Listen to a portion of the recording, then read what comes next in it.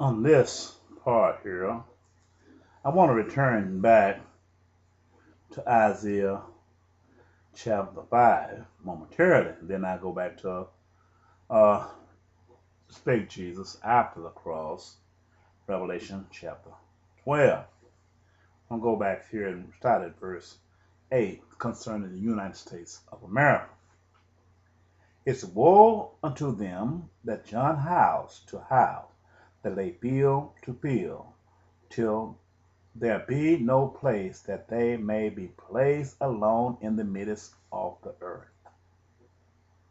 In my ear, said the Lord of hosts, of a truth, many houses shall be desolated, and even great and bare, without inhabitant. Stop it right there. Stop it right there. Go to St. Matthew's, and then I will return back to that. To attach house to house means setting up a governmental body that make only one law according to your will, attaching each nation to the other nation through a network called democracy. Once you democratize the whole system, you become ruler of that nation. You becomes as the Antichrist.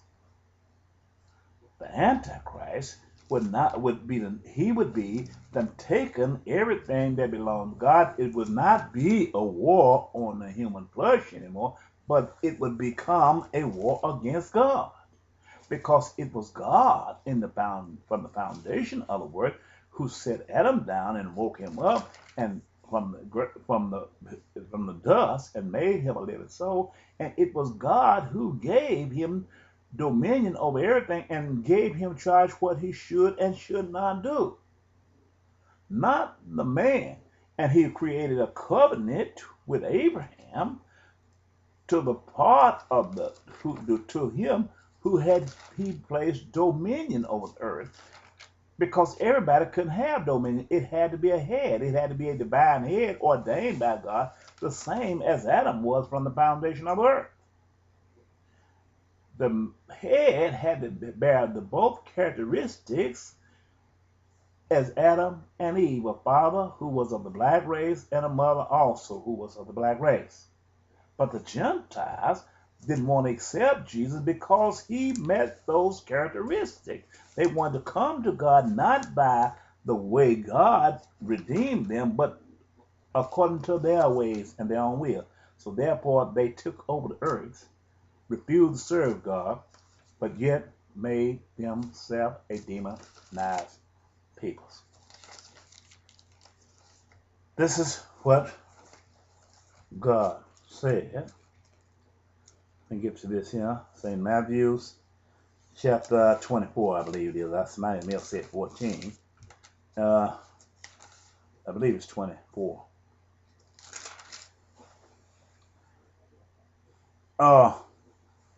Verse 15.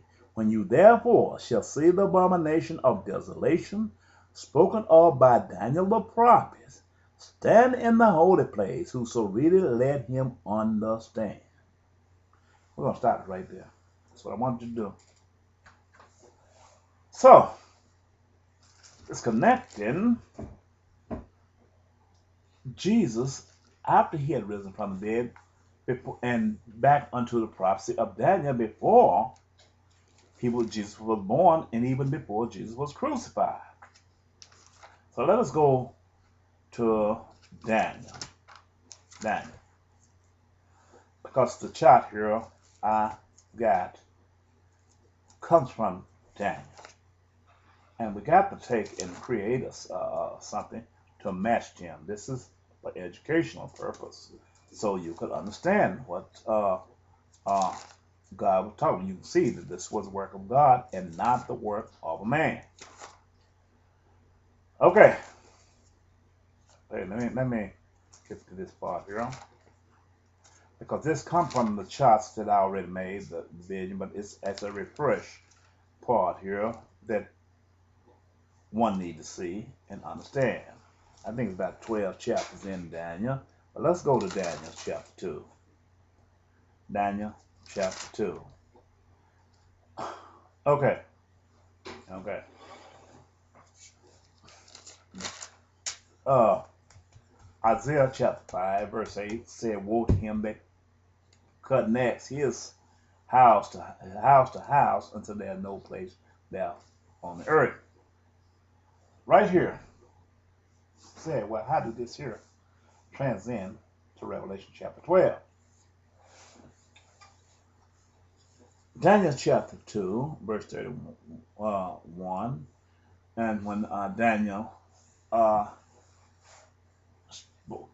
interpreted the dream of King Nebuchadnezzar. Let's get that 31.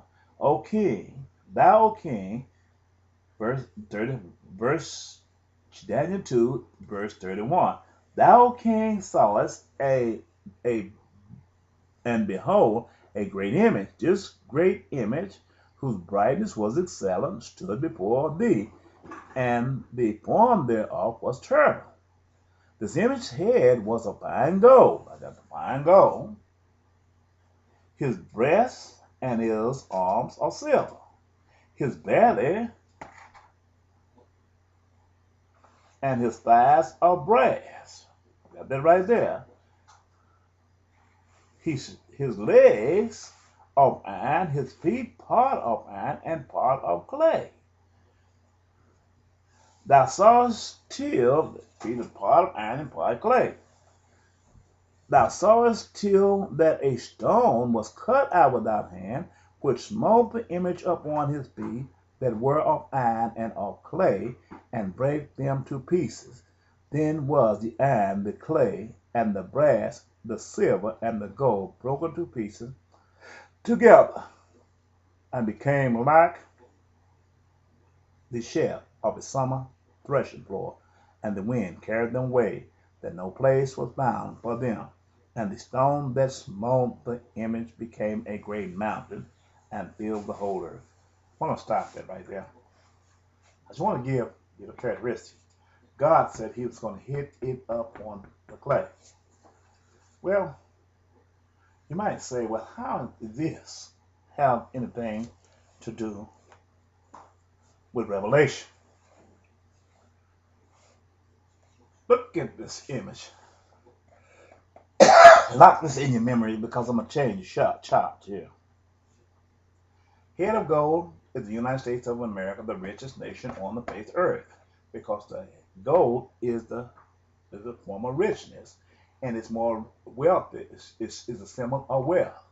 Silver is a symbol of wealth, but the gold is the most precious of the two. And as the gold is seen riding upon the silver breast of silver, that means the wealthiest nation would become the wealthiest nation of the world. The head would become the symbol of the wealthiest nation upon the earth, which is symbolized the United States of America. As for the silver, it plays a supporting role for the gold, the head. This is the less wealthiest nations upon the head, united with this here nation, and they become superpowers, United Nations. This is the part, but God didn't number them right here. Understand this. The brass is less wealthy than silver, so the brass is what they take is the makeup of the military commanders in chief, which is the top brass. But as for the iron, in part leg and part feet, the iron is what the military hardware is made of, the tanks, the armored vehicle, and by the clay being attached to them, part of them, made part of it, and letting you know that the flesh is attached to these here. Yet they will not cling one to another, because one is male and the other is flesh. And the flesh is where God said he was attacked the flesh and cut off the food chain. And when he killed the food chain, the military soldiers cannot drive the vehicle